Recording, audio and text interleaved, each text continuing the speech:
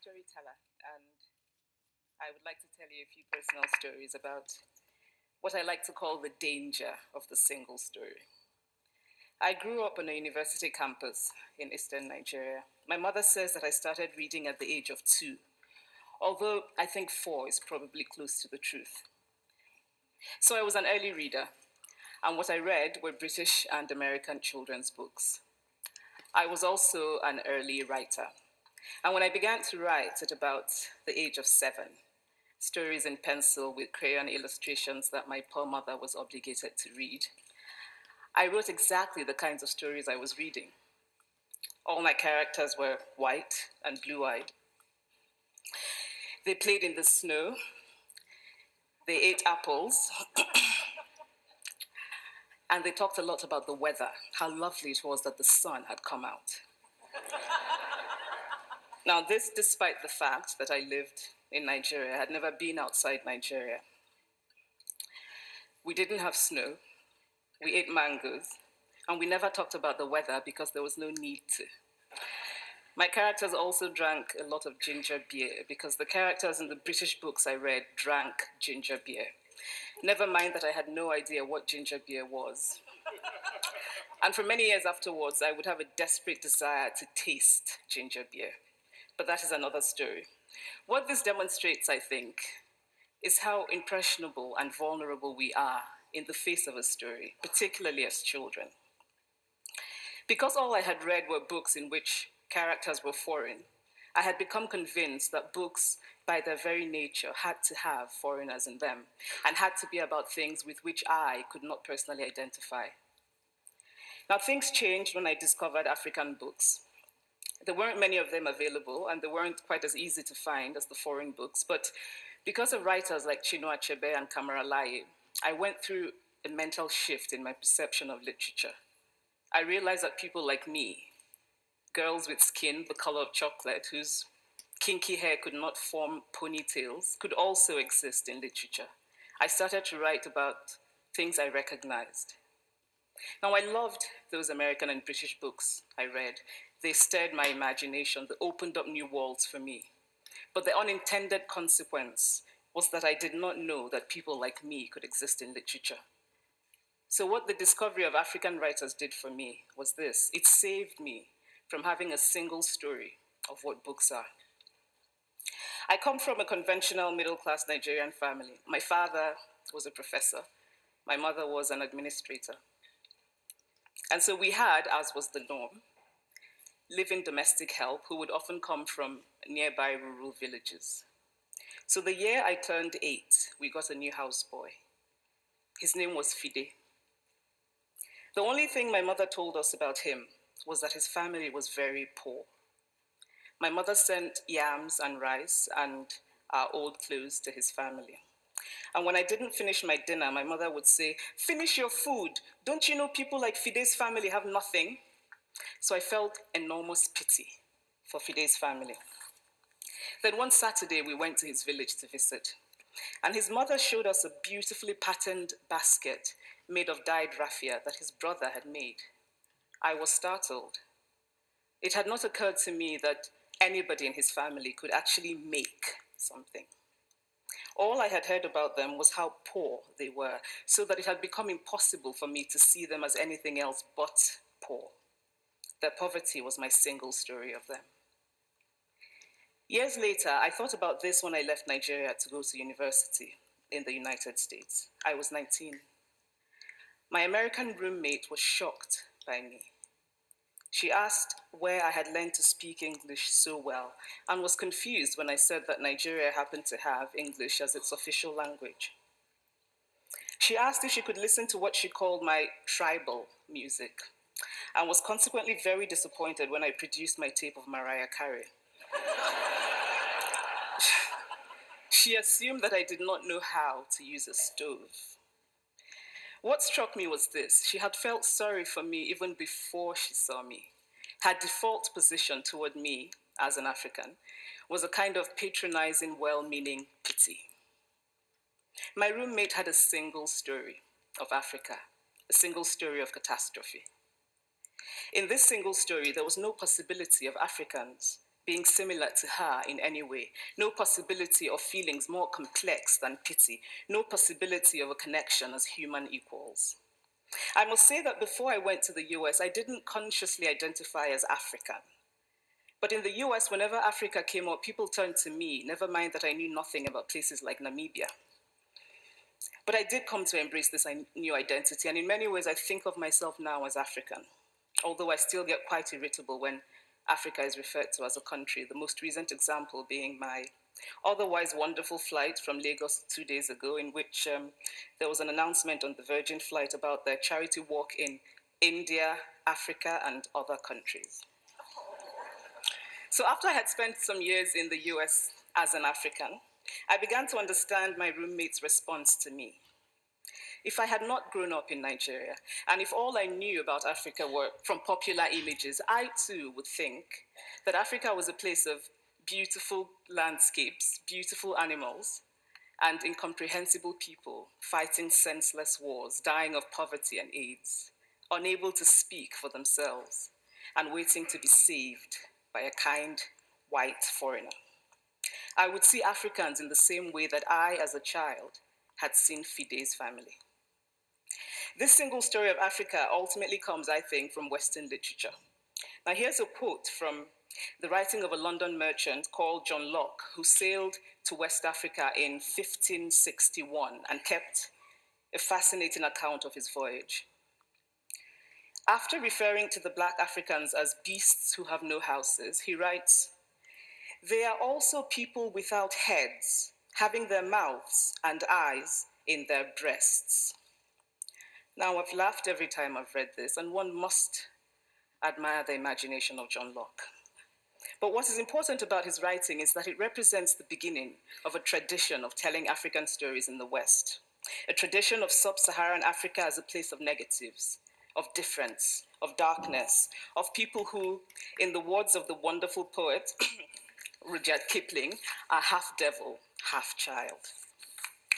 And so I began to realize that my American roommate must have, throughout her life, seen and heard different versions of this single story. As had a professor who once told me that my novel was not authentically African. Now, I was quite willing to contend that there were a number of things wrong with the novel, that it had failed in a number of places, but I had not quite imagined that it had failed at achieving something called African authenticity. In fact, I did not know what African authenticity was. The professor told me that my characters were too much like him, an educated and middle-class man. My characters drove cars. They were not starving. Therefore, they were not authentically African. But I must quickly add that I too am just as guilty on the question of the single story. A few years ago, I visited Mexico from the US. The political climate in the US at the time was tense, and there were debates going on about immigration. And, as often happens in America, immigration became synonymous with Mexicans.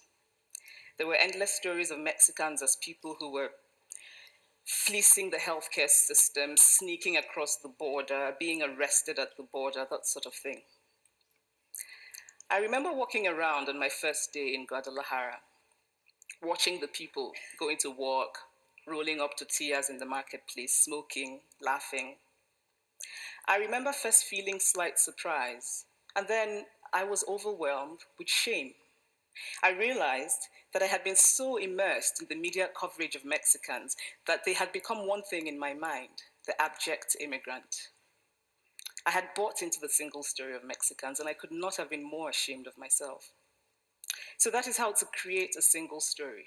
Show a people as one thing, as only one thing, over and over again, and that is what they become. It is impossible to talk about the single story without talking about power. There is a word, an Igbo word, that I think about whenever I think about the power structures of the world, and it is nkali. It's a noun that loosely translates to be greater than another. Like our economic and political worlds, stories too are defined by the principle of nkali. How they are told, who tells them, when they are told, how many stories are told, are really dependent on power. Power is the ability not just to tell the story of another person, but to make it the definitive story of that person. The Palestinian poet Mourid Barghouti writes that if you want to dispossess a people, the simplest way to do it is to tell their story and to start with secondly. Start the story with the arrows of the Native Americans and not with the arrival of the British, and you have an entirely different story. Start the story with the failure of the African state and not with the colonial creation of the African state, and you have an entirely different story. I recently spoke at a university where a student told me that it was such a shame that Nigerian men were physical abusers like the father character in my novel. I told him that I had just read a novel called American Psycho, and that it was such a shame that young Americans were serial murderers. Now,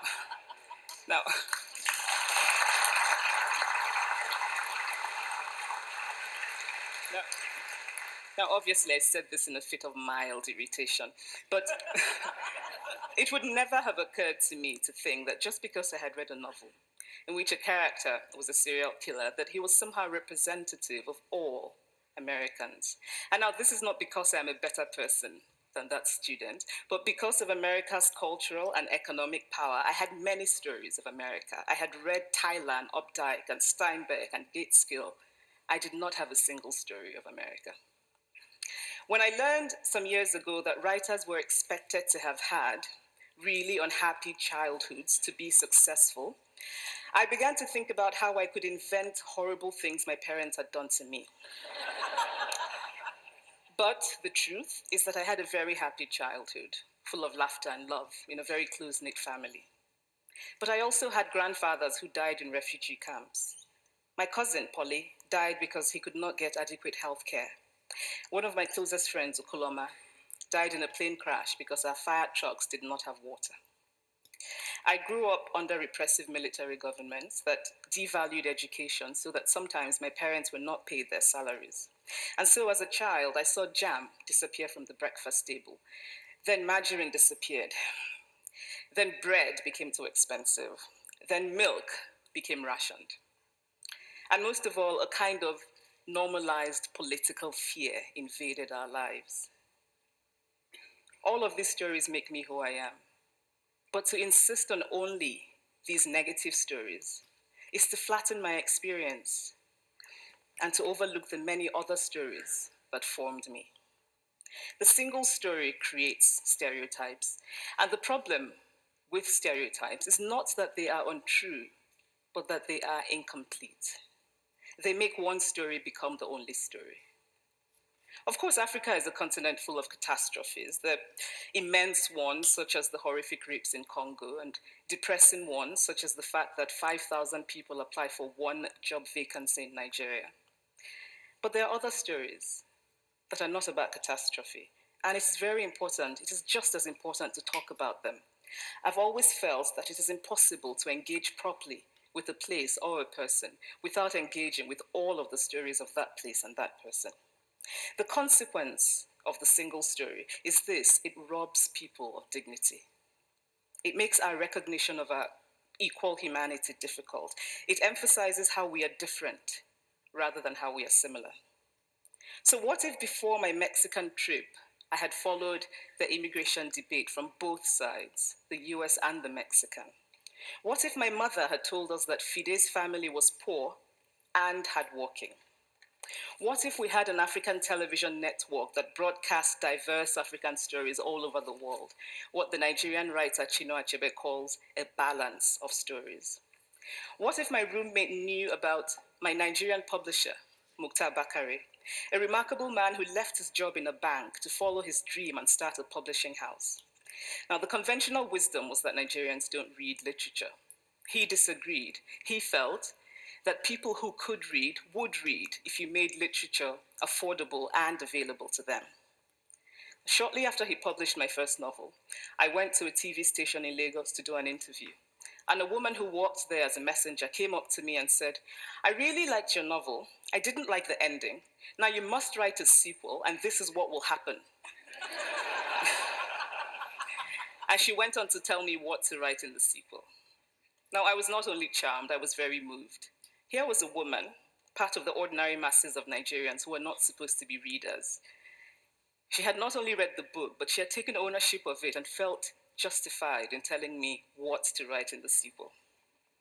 Now, what if my roommate knew about my friend, Fumi Yonda, a fearless woman who hosts a TV show in Lagos and is determined to tell the stories that we prefer to forget? What if my roommate knew about the heart procedure that was performed in a Lagos hospital last week? What if my roommate knew about contemporary Nigerian music, talented people singing in English and Pidgin and Igbo and Yoruba and Ijo, mixing influences from Jay-Z to Fela to Bob Marley to their grandfathers?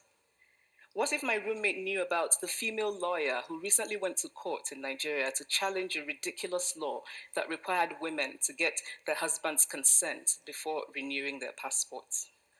What if my roommate knew about Nollywood, full of innovative people making films despite great technical odds? Films so popular that they really are the best example of Nigerians consuming what they produce. What if my roommate knew about my wonderfully ambitious hair braider who has just started her own business selling hair extensions? Or about the millions of other Nigerians who start businesses and sometimes fail, but continue to nurse ambition?